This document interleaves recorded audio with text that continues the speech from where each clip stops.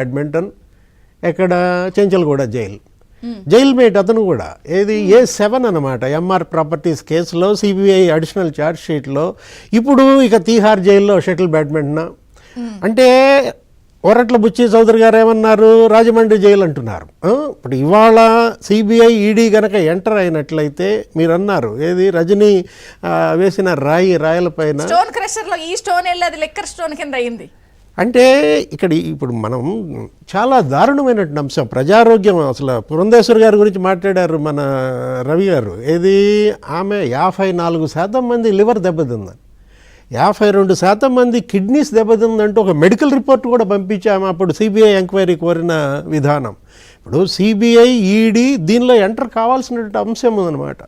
ఒక beverages corporation అనేది ఒకటి పెట్టడం, దాని ద్వారా 25,000 కోట్లు అప్పులు తేవడం. అంటే ముఖ్యమంత్రి చంద్రబాబు ఎన్నికల ప్రచారంలో కాదు, అసలు ఆయన పర్యటనలు అన్నింటిలో కూడా దుమ్మెత్తి పోసేవాళ్ళు. ఏంటి అసలు తాగుబోతుల్ని మరో 25 ఏళ్ళు తాకట్టు పెట్టి మరి అప్పులు దీన్ని తెచ్చారంటే అసలు ఉద్యోగస్తుల ప్రావిడెంట్ ఫండ్ అప్పులు కూడా దీనిలో పెట్టేశారు.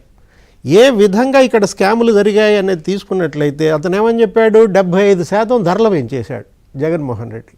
అప్పుడు ఏమన్నాడు, ధరలు ఎందుకు పెంచానంటే తాగుడు తాగరు డబ్బులు ఎక్కువైపోయింది అని చెప్పి లాజిక్లు చెప్పారు. అంటే 112% అమ్మకాలు పెరిగినాయి అని చెప్పి వీళ్ళు ఇచ్చిన శ్వేతపత్రం లెక్కలు చెప్పిన దాంట్లో ఇప్పుడు భూముల కబ్జా, ఇళ్ల స్థలాల కబ్జా, గనుల కబ్జా, అసలు ఏకంగా వీళ్ళు డిస్టిలరీలే కబ్జాలు. 26 కొత్త డిస్టిలరీ కంపెనీలు, 38 కొత్త బ్రాండ్లు. అంటే ఇప్పుడు మిథున్ రెడ్డి పైన అందరి దృష్టి.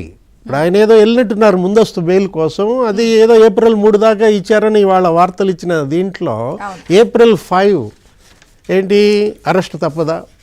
ఇప్పుడు మనం చూస్తున్నాం ఆయన పార్లమెంట్ April 4 దాకానే ఉన్నటువంటి దీంట్లో వాళ్ళ నాన్న చూడటానికి ఆయన ఏదో రావాలని వాళ్ళ అడ్వకేట్ వాదనలు, వస్తే అరెస్ట్ చేస్తారన్న భయం.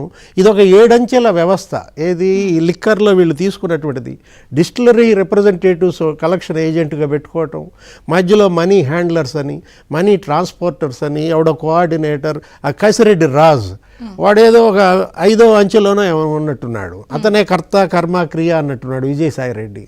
అంటే విజయసాయిరెడ్డి అల్లుడు డిస్టిలరీ ఒకటి దీంట్లో, అదాని డిస్టిలరీస్ ఏదో ఉంది. ఆ SPY డిస్టిలరీస్ని అసలు మిథున్ రెడ్డి కబ్జా చేశారని.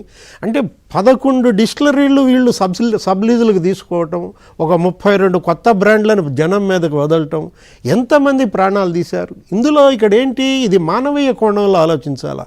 కూటమి ప్రభుత్వం కూడా ఇది ఆర్థిక నేరము, అసలు హత్యలు, ఆత్మహత్యలు, 30,000 మంది పుస్తలు దిగిపోయాయని చెప్పి కూడా ఆరోపణలు విన్న నేపథ్యంలో ఇవాళ కేంద్ర ప్రభుత్వం అమిత్ షా మరి దీనిపైన దృష్టి పెట్టారంటున్నారు. ఎక్కడ దాకా దీన్ని తీసుకొస్తారో చూడాలా. అదే కనుక జరిగినట్లయితే కర్త కర్మ క్రియ రాజ్ కసిరెడ్డి కాదు, మిథున్ రెడ్డి కాదు, జగన్మోహన్ రెడ్డే దీనికి కర్త కర్మ క్రియగా అన్ని వేళ్ళు అతని వైపు చూపబడుతున్నది.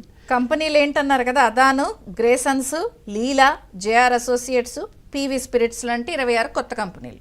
ఇప్పుడు ఈ సూట్ కేస్ కంపెనీల గురించి చెప్పండి. ఇది ఇప్పుడు ఏదో ఇన్ఫ్రా సూట్ కేస్ కంపెనీ అని చెప్పి అది రేడియంటా, లేకపోతే బ్లూ స్కైయా, లేకపోతే బ్లూ స్కానా, వరుస పెట్టి ఈ బ్రీఫ్ కేస్ కంపెనీలన్నీ కూడా గతంలో సిబిఐ స్కానింగ్లో ఉన్నాయి. ఇప్పుడు ఇది కొత్త కంపెనీలు ఇంకెన్ని పెట్టారు. దుబాయ్కి మరి 2,000 కోట్లు సునీల్ రెడ్డి ద్వారా మనీ లాండరింగ్ జరిగిందన్న ఆరోపణలు, 4,000 కోట్లు మనీ లాండరింగ్ అంటే ఈ పాటికే ఈడీ ఎంటర్ అయి ఉంటుంది.